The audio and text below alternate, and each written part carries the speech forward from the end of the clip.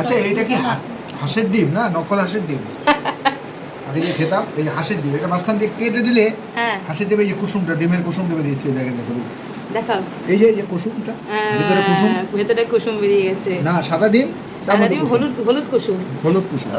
আজকে বাবা হেভি খাবার, খেয়ে দেখো একবার, খেয়ে দেখো।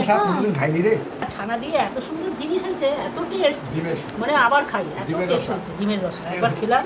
কে বলছে আমরা, এই কে বলেছে আমরা নিরামিষ খাই? তো আমিষের জিনিস নিরামিষে ঢুকিয়ে দিয়েছি, তাই তো খুব সুন্দর একটু ভেঙে দেখো আমার, এই তো ছানা দিয়ে এত সুন্দর জিনিস, খুব অপূর্ব হচ্ছে। কেমন লাগছে সোনা? হেভি লাগছে, হেভি দারুন। আমি তো খুঁটে খুঁটে আগে ছানাটাই খাচ্ছি।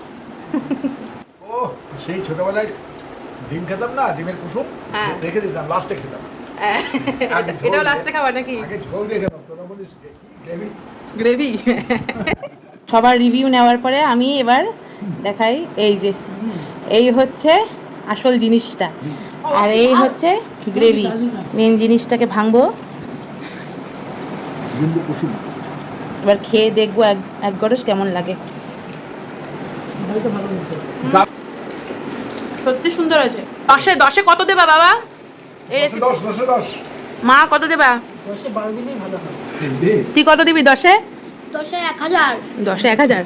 তুমি কত দেবা 10-এ? 9.5 দেবো, এক পিস কম হয়েছে বলে। 9.5 দিল 10-এ, কারণ এক পিস করে হয়েছে বলে সবার।